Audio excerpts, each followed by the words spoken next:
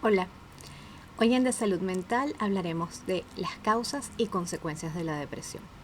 Ya hemos venido hablando en diferentes videos acerca de esta enfermedad y he tratado de que ustedes se ubiquen y hagan el concepto de que la depresión justamente es una enfermedad y es una enfermedad grave que puede llevarnos a incapacidad, que puede llevar a la persona al suicidio y que tiene múltiples consecuencias. Primero que nada quiero hablar sobre las causas, porque muchos se preguntan ¿y de dónde surge esa depresión? Antiguamente se hablaban de depresiones exógenas y endógenas y vamos a tomar la palabra exógena como para iniciar este acercamiento a lo que son las causas. Pueden haber acontecimientos vitales que generen un efecto tan devastador en la vida de la persona que puedan llevar a pensamientos, comportamientos, emociones que poco a poco se conviertan en una depresión. Estamos hablando de eventos catastróficos como la pérdida de seres queridos, la pérdida del trabajo y por tanto de la seguridad económica. Estamos hablando de hechos que escapan de nuestras manos, como terremotos, como desastres naturales, entre otras múltiples causas, porque cada persona es diferente. Quizá el hecho que para una persona es devastador, para otra no lo sea. Y eso sería tema para otro video. Entonces eso sería algo que ocurre por fuera de nuestro organismo, en nuestro entorno y que nos afecta de tal manera que podría llegar a generar sintomatología o el inicio de los síntomas de una depresión. Y que con el pasar del tiempo ya hemos hablado que por lo menos necesitas 2 semanas de síntomas continuos para que se piense, se sospeche en una depresión. Eso sería la parte exógena, la parte externa a nosotros. Entonces podremos utilizar la parte endógena ahora. Esta clasificación es un poquito sencilla para entender. ¿Qué es lo endógeno? Lo que viene con nosotros. En principio vamos a hablar de la genética, el componente familiar. Si hay alguna otra persona en nuestra familia que haya padecido depresión, sobre todo lo que son familiares cercanos, madre, padre, hermanos, incluyendo los abuelos, los tíos, nosotros tenemos incluso 3 veces más de riesgo de presentar depresión durante nuestra vida. Entonces, esa parte, ese componente genético está allí y nosotros podemos hacer ciertas cosas para evitar que nos corresponda a nosotros también presentar esta enfermedad. Ese es un concepto que se llama epigenética y es cómo nosotros podemos modificar esa predisposición, esa información que traemos a través de comportamientos como cambios en la dieta, en el estilo de vida, en este caso en los estilos de pensamiento y afrontamiento de situaciones, etc. O sea, la persona que tiene familiares cercanos con depresión o que hayan tenido depresión tiene un mayor riesgo. Eso no los condena, no es algo definitivo que si mi mamá tuvo depresión yo la tendré. Sin embargo, esa persona debería tener más cuidado en su salud mental. Otra parte endógena es la que tiene que ver con nuestros neurotransmisores y nuestras hormonas. Durante temporadas de cambios hormonales como la menopausia, el embarazo, se ha observado que existe un mayor riesgo o una predisposición a la presentación de trastornos del estado de ánimo. O sea que allí tendríamos un asunto más que se podría sumar.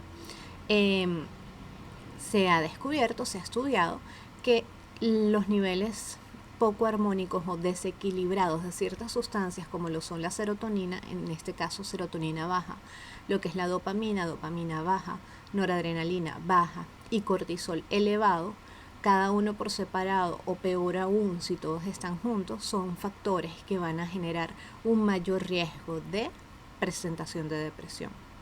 Otra parte de lo que nosotros llevamos dentro es nuestro estilo de pensamiento, lo que son nuestras creencias, que ya lo hemos hablado en otros videos, las maneras en que afrontamos o enfrentamos los momentos difíciles de la vida, que allí tiene que ver el aprendizaje, tiene que ver lo que son los mecanismos de defensa del yo, que también pueden ser, digamos, entrenables, educables, mejorables.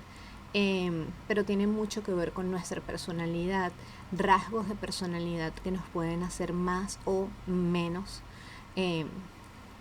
vamos a decir que propensos a presentar depresión. Entonces, con esto, dicho así, una persona que tiene depresión difícilmente va a hallar una única causa, porque esta es una enfermedad que por lo general es multicausal. Incluso enfermedades médicas, el diagnóstico de la enfermedad médica que conlleva una pérdida en el estado de salud de la persona y que lleva a cambios psicológicos, también puede ser un factor de riesgo. Incluso, como les decía, enfermedades médicas pueden parecer depresión porque tienen sintomatología similar, y eso puede dar como el inicio a la presentación de una depresión. Por ejemplo, el hipotiroidismo, por decirlo rápidamente. Entonces, cuando tenemos una persona con depresión, muchas veces queremos ayudar, queremos contribuir y queremos intentar solucionar sus problemas, pero realmente no es tan fácil, y por eso el abordaje lo debe hacer un médico, lo debe hacer un terapeuta que sea experto y que descarte el hecho de que se presenten otro tipo de enfermedades médicas u otro tipo de condiciones para llegar finalmente a la conclusión de que esto es una depresión y tratarlo como tal. Ahora, pasando al otro lado, las consecuencias de la depresión. Cuando uno revisa, puede pensar que las consecuencias de la depresión tienen que ver con los síntomas que la persona presenta, pero estamos hablando más allá de esos síntomas, más allá del sentirte decaído, triste, con disminución o aumento del apetito y del peso, con dificultades para dormir. ¿Qué pasa con el entorno de esa persona? ¿Qué pasa con esa persona en el futuro una vez que resuelva esa depresión? Fíjense una cosa, la depresión es una enfermedad muy importante, y una de las consecuencias puede ser el suicidio, o sea que podemos tener la pérdida de la vida de la persona. Sin embargo, no todos los casos llegan a suicidio, afortunadamente, se hacen intervenciones y no todos tampoco tienen la gravedad suficiente como para tener ese tipo de pensamientos o impulsos. Sin embargo, la persona tiene tendencia a comportamientos inhibidos, mantenerse en casa, disminuir el tiempo que dedica a sus labores, bien sean de estudiante o bien sea en su trabajo. Eso puede conllevar a, en el trabajo, por ejemplo, disminución de la productividad. La disminución de la productividad pasado el tiempo puede llevar a un desempleo. ¿Qué va a pasar con el entorno de esta persona que tiene una enfermedad psiquiátrica y ahora está desempleada? ¿Qué pasa si esa persona era el sostén de la casa? Por ejemplo, si es un estudiante, puede disminuir sus notas e incluso perder su año escolar. Y esto va a traer como consecuencia una dificultad mayor para volver a empezar a estudiar. Va a tener repercusiones psicológicas porque la persona va a comenzar a pensar que no lo va a lograr o que esto va a volver a empezar, y así sucesivamente. Entonces hablamos de una incapacidad que puede ser relativa o completa. Personas que incluso luego de la depresión, o si la depresión es muy grave o recurrente, no pueden retomar sus actividades. Existen también desórdenes del estado de ánimo como la distimia, en la cual la persona está un poco por debajo del ánimo normal, no llega a ser depresión. Sin embargo, esto también le impide lo que es el desarrollo de su vida social, de su vida laboral o estudiantil. Podemos pensar incluso en que la persona puede tener consecuencias en el plano de la salud, salud corporal, digamos, porque se ha estado alimentando mal, ha estado durmiendo mal, y por supuesto que ha descuidado lo que es su salud general. Entonces pueden venir problemas por malnutrición, problemas por comportamientos inadecuados en alguna parte de su vida, disminución de la masa muscular, etcétera, etcétera. Por eso una persona que es manejada por depresión también debería ser manejada por un médico de cabecera, un médico, por ejemplo, un médico internista, un médico familiar, que pueda también ver cómo está el resto del organismo. Cuando la persona tiene depresión no se preocupa por su salud, pueden olvidar todo lo que son sus chequeos habituales. En las mujeres la citología, la mamografía, la densitometría ósea, en el hombre el examen prostático, y este tipo de cosas. O sea, el resto del organismo no se detiene porque nosotros tengamos depresión. Así que la persona también debe estar pendiente de eso, y en ese momento de depresión, créanme que no les importa nada. Entonces hay múltiples consecuencias, y esas consecuencias pueden ser incluso para el resto de su vida. Piensen ustedes también, ¿qué pasa en ese contexto? ¿Qué pasa con los hijos pequeños que ven a esa persona deprimida? ¿Cómo van a ser los pensamientos de ellos? ¿Cómo van a ser sus maneras de enfrentar la vida? ¿Qué van a pensar acerca de la salud mental? ¿Qué pueden pensar acerca de ellos mismos?